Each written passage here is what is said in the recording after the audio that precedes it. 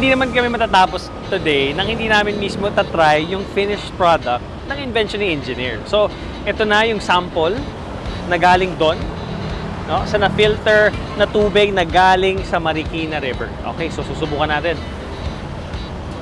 Here it goes.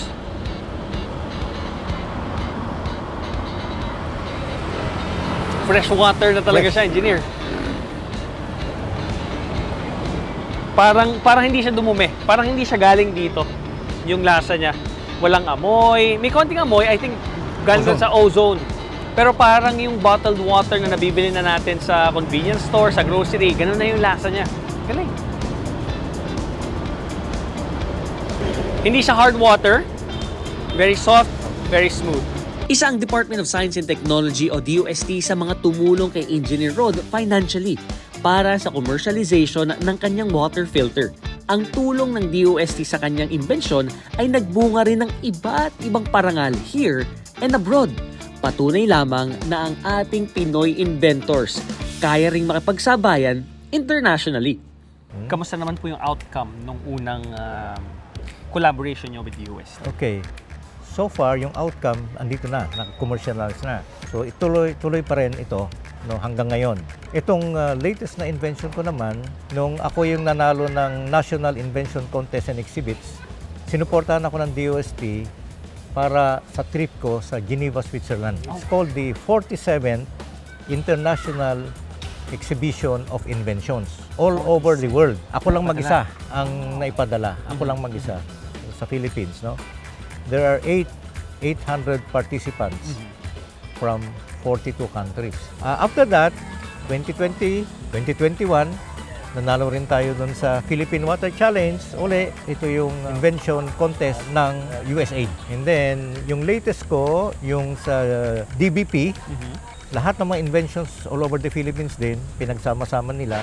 No, nanalo din tayo ng first prize din uli. First prize na naman, First prize na naman. So, Geneva, USA, and here in the Philippines. Yes. So, mostly we're taking home first prizes. Oh, yeah. Invention nyo. Yeah, mga inventions natin. Ano naman pong masasabi nyo as an inventor sa DOST na may mga ganitong support na binibigay? Lalo-lalo na sa mga Pinoy inventors. Kami nagpapasalamat sa DOST, no? Dahil sinusuportahan kami. No? Pinapakilala nila yung aming mga inventions. No? Yes. Not just here sa Philippines, but also around the world. Around the world. Pero alam ni Engineer Rod na hindi dapat magtapos sa mga parangal ang kanyang imbensyon. Dahil marami tayong kababayan na pwedeng matulungan ng kanyang water filter, may sakunaman o wala. Sir, ano yung bigger picture? Ano yung plano nyo? Okay, ang plano namin dito is to collaborate with the DILG. Okay? Kasi sila yung may project na ganito. Sila may hawak ng mga barangay, no? We'll be preparing for a mass production, no? Once na matuloy itong mga projects na ito. Okay, Kap. Ngayon po na nakita nyo na yung invention ni Sir Rod, ano pong masasabi ninyo na meron palang ganitong technology na dinedevelop ang DOST dito sa Pilipinas? Maaaring kailangan ito kasi nung katulad ng sinabi ko nung nakaraan, talagang nahirapan din ang mga mamamayan namin dito sa evacuation center na makahanap ng mga drinking water. Malaking initiative ito na galing sa DOST kasi nga nag-iisip sila kung paano magiging maginhawa ang pangangailangan ng tao in terms of water, drinking water. With this kind of inventions, I observe, ay maaaring ito talagang mabuting alternative sa pangangailangan ng mga mamamayan dito, especially during calamities.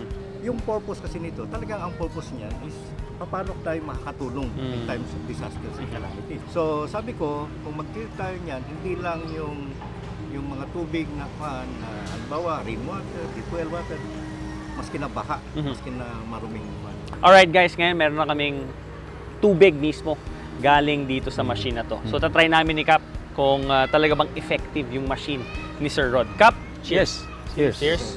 Sir Rod, thank you so much. Fresh. Parang hindi siya dumumi. Yun ang lasa. Kap, kayo. Ganun din, nyo? ganun din ang nalasahan ko. Like sabi ko, minsan may mga pangit ang lasang tubig nanggagaling din sa natural na pinagagalingan. Ngayon, this pagkakataon na to, ayos naman, lasa. Pwede, no? Ah, Kasi pwede. isipin nyo na lang kung nasa evacuation center kayo, Oo.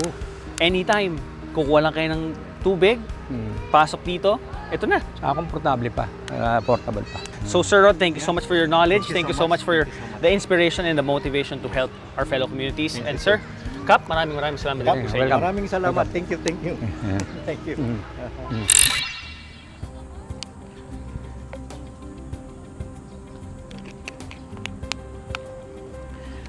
Isang water security sa mga pinakamalalaking problema ng hindi lamang ng ating bansa, kundi ng buong mundo. Isa dito ay ang pagdami ng populasyon, water pollution, at ang climate change. At isa ang climate change sa mga pinakamalalaking issues na pinag-uusapan sa buong mundo. Dahil sa climate change, nagkakaroon tayo ng mga malalakas na bagyo at matitinding mga pagbaha. Kaya naman nagpunta tayo dito sa Marikina dahil isa ito sa mga lugar na matinding naapektuhan ng mga pagbaha kapag nagkakaroon tayo ng mga malalakas na bagyo. At nakakausap tayo ng mga residente sa Barangay Kalumpang dito sa Marikina at na-share nila sa atin yung experiences nila. Kaya naman malaki yung pasasalamat natin sa mga inventor na kagaya ni Engineer Rodrigo dahil gumagawa sila ng mga solusyon sa mga ganitong sakuna. Kaya naman talagang saludo kami sa iyo, Engineer, at sa iyong buong team dahil nakakatulong ka sa mas marami pang communities, hindi lamang dito sa Barangay Kalumpang. Nakaka-proud talagang maging Pinoy dahil sa mga katulad ni Engineer Rodrigo Duque at sa kanyang mahalagang imbensyon. Nakakatuwa na may mga kapwa Pilipino tayong kagaya mo na gumagawa ng paraan para mapabuti ang kalagayan ng ating bansa. Siyempre, sa tulong yan ng science at ng DOST. Huwag sana kayong magsawang suportahan ang aming mga programa at sabay-sabay tayong magtagumpay sa tulong ng science.